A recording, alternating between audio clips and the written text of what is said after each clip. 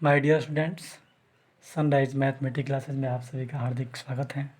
आज हम आपको जैसा कि क्लास 10th का जो हमारा एक्सरसाइज चल रहा है 4.4, इसमें हम आपको कुछ सवाल बताने जा रहे हैं। आप इसे ध्यान देंगे और जो भी आपकी एक्सरसाइज के सवाल बचे होंगे 4.1, 4.2, 4.3, 4.4, वो सभी आप हल कर लेंगे। और जैसा कि 4.4 को हल करने के लिए हमें जो कुछ चीज़ें मिलेंगी वह कुछ इस तरह की होंगी। कंडीशन होगा कुछ, आप उस कंडीशन को ध्यान दें कि यदि विविधकर, यानी कि कहने का मतलब है डी बराबर, जो हमारा फार्मूला होता है b² - 4ac, इस मान को हम ये कह सकते हैं कि यदि b² - 4ac को हल करने पर अगर b² - 4ac छोटा हो जाता है जीरो से छोटा हो जाता है, तो हम कहेंगे कि यह समीकरण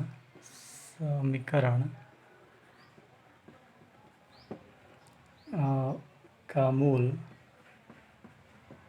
वास्तविक नहीं है। ध्यान देंगे, यह पहला कंडीशन। दूसरा कंडीशन, यदि b² - 4ac बड़ा हो गया जीरो से, तब क्या होगा? तब कहेंगे कि समीकरण का मूल क्या हो जाएगा? इस टाइम जब बड़ा हो जाएगा तो वास्तविक और असमान है। ध्यान दीजिए माय डियर स्टूडेंट्स, ये कंडीशन 2 हुआ। कंडीशन 3, यदि b² - 4ac बराबर जीरो हो जाए तो कहेंगे समीकरण का मूल क्या होगा? वास्तविक और समान होगा। समान है, समान या बराबर, समान या इसको बराबर भी कह सकते हैं। क्लियर? तो इस 3 चीज़ों का आप ध्यान में रखेंगे और आपका 4.4 एक्सरसाइज खत्म हो जाएगा। पहला कंडीशन कि b² - 4ac का मान जब हल करेंगे तो जीरो से कम आ सकता है, तो उस टाइम क्या होगा? मूल वास्तविक नहीं होगा। अगर जीरो से बड़ा आ जाता है इसको हल करने पे तो मूल वास्तविक होगा और असमान भी होगा। और क्या हो सकता है? वो जीरो के बराबर हो सकता है, यह मान या तो जीरो ही हो सकता है। तो समीकरण का मूल वास्तविक और समान दोनों हैं। तो इसमें हम जब 4.4 एक्सरसाइज में चलते हैं तो इसमें पहला सवाल कुछ इस तरह का मिलता है कि 2x² - 3x + 5 बराबर 0। इसकी मूलों की प्रकृति पूछ रहा है। यहाँ पे ऊपर लिखा होगा मूलों की प्रकृति बताएं, मतलब मूल किस तरह का है। तो इसमें सबसे पहले हम ax² + bx + c बराबर 0 से तुलना करेंगे। तुलना करेंगे तो क्या हो जाएगा? a बराबर x² से x² खत्म, a बराबर क्या हो गया? 2, b बराबर क्या हो जाएगा? x से x खत्म -3, c बराबर क्या हो जाएगा? 5। तो अब हम निकालेंगे क्या? b² - 4ac का मान निकालेंगे। तो b² लिखेंगे यहाँ पे, d बराबर विविधकर जो होता है उसके अनुसार। तो क्या निकलेगा? b का मान हमारा आया है -3, इसका स्क्वायर कर दीजिए। -4 इंटू a का मान कितना है? 2 इंटू c का मान कितना है? 5। तितरी का 9 -4 दूनी का 8 5 40, यानी कितना आ गया? -31। यह जो -31 है वह क्या हो रहा है? b² - 4ac का यह जो मान है वह कितना आया है? -31। यह -31 क्या है? जीरो से छोटा है। जीरो से छोटा है ना, तो छोटा है तो कौन सा कंडीशन बन रहा है? जीरो से छोटा है तो कंडीशन कौन सा बन रहा है? पहला। किसका मान है? b² - 4ac का है। b² - 4ac का ही मान आया है ना, तो यह जीरो से छोटा ही हो रहा है ना। तो हम इसे कह सकते हैं कि अतः यह समीकरण का मूल क्या है? वास्तविक नहीं है। वास्तविक नहीं है। ध्यान दीजिए माय डियर स्टूडेंट, इसी तरह का आपको एक सवाल मिल सकता है आगे। जब आप इसमें आगे दूसरा सवाल बढ़ेंगे तो कुछ इस तरह का मिल सकता है कि k का मान बताएं यदि मूल बराबर हो। बराबर का मतलब कि समान हो। मूल समान हो यानी कि क्या होगा? b² - 4ac का मान क्या होगा? जीरो दिया होगा, उसमें हम आपको दूसरा सवाल बता रहे हैं। पहला आसान है, मैं इसमें का दूसरा सवाल बता रहा हूँ। दूसरा सवाल में आपको कुछ इस तरह दिया है कि एक्स कोष्ट में एक्स माइनस टू बराबर नहीं सॉरी प्लस सिक्स बराबर zero.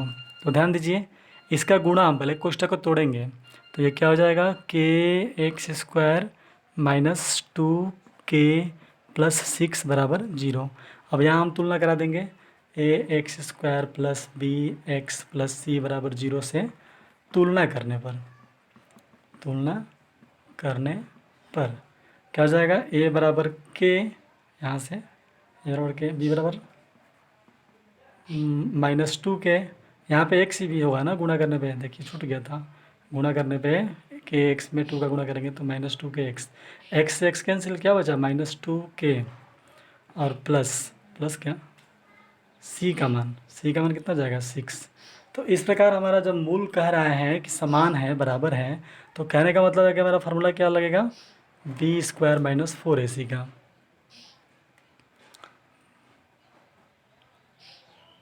B square minus four ए सी बराबर क्या होना चाहिए, जीरो। क्यों, क्योंकि बराबर मूल है, जब बराबर मूल होगा तो इसके बराबर जीरो होना चाहिए। तो b का मान कितना है माइनस टू के, इसका क्या कर देंगे स्क्वायर, माइनस फोर ए सी, तो फोर गुणे ए का मान कितना है के, गुणे सी का मान कितना है सिक्स है बराबर जीरो। तो दो दूनी का चार के स्क्वायर माइनस चार छके 24 के बराबर जीरो। इन दोनों में से कॉमन लीजिए, फोर के, क्या बचा के माइनस चार छके 24, छः के तो ले ही लिए हैं बराबर जीरो। एक बार हम क्या कह सकते हैं, फोर के बराबर जीरो, यानी कि के बराबर क्या हो जाएगा जीरो बाई फोर, यानी के बराबर जीरो। तो के का मान जीरो रख के देखेंगे कि मान का संतुष्ट हो रहा है कि नहीं। ये लाइन हम चेंज करते जाएंगे, ये लाइन चेंज करेंगे, फिर अगली बार ये भी लाइन हम चेंज कर देंगे। जगह नहीं है माय डियर स्टूडेंट, मैं आपको यहाँ बता दे रहा हूँ, ध्यान दीजिए। तो अब अगली बार क्या हो सकता है, के माइनस सिक्स बराबर जीरो, यानी कि के बराबर सिक्स। जब के का मान छः आ गया तो इन दोनों में से कौन सा मान समीकरण को संतुष्ट करेगा, इसमें हम इसमें के मान को एक बार जीरो रखेंगे। जब जीरो रखेंगे तो ये पूरा ही गुणा है तो जीरो हो जाएगा, सिक्स बच जाएगा, तो एक साइड छः और एक साइड जीरो हो जाएगा, तो यह समीकरण को संतुष्ट नहीं करेगा। यहाँ पे लिखेंगे संतुष्ट नहीं करता है। और जब छः रखेंगे यहाँ पे हम, तो समीकरण का कुछ अस्तित्व आएगा, कुछ मान आएगा, यानी कि हम कहेंगे कि यह जो जीरो था, तो जीरो के बराबर तो वैसे भी नहीं आना चाहिए, बराबर जब मूल दे दिया है तो जीरो तो आना ही नहीं चाहिए। तो हमारा अंक क्या है छः, ये हमारा आंसर हो गया। इसका लिखेंगे संतुष्ट करता है, ये हमारा क्या हुआ आंसर हुआ। कब, जब के का मान कुछ अंक के रूप में आया तो हमारा वो आंसर हुआ। इस प्रकार माय डियर स्टूडेंट, मुझे पूर्ण आशा और विश्वास है कि आप यह वीडियो जब अंत तक देखें तो निश्चित ही आपको समझ में आया। आपको बहुत बहुत धन्यवाद वीडियो देखने के लिए। और यदि आपको पसंद आया, अच्छे से समझ में आ गया हो तो ठीक है, और भी लोगों तक अपने इस पसंद को शेयर करें। और अगर अभी भी समझ में नहीं आया तो दोबारा इस वीडियो को देखें, 3 बार देखें, फिर भी नहीं समझ में आ रहा है, कोई दिक्कत परेशानी आती है तो आप तुरंत मुझे कमेंट बॉक्स में कमेंट करें। और मैं आपसे एक और भी सूचना दे देता हूँ कि आप सब्सक्रिप्शन बॉक्स को ज़रूर देखें, क्योंकि उसमें हम नीचे साइड में ज़रूर आपको मैं पिछली जो भी एक्सरसाइज है उनका लिंक भेजा हुआ हूँ। तो आपका जो पीछे का एक्सरसाइज या सवाल कोई छूटा होगा तो उसे भी आप चाहें तो हल कर सकते हो उस लिंक के माध्यम से। तो आप सभी को बहुत बहुत धन्यवाद।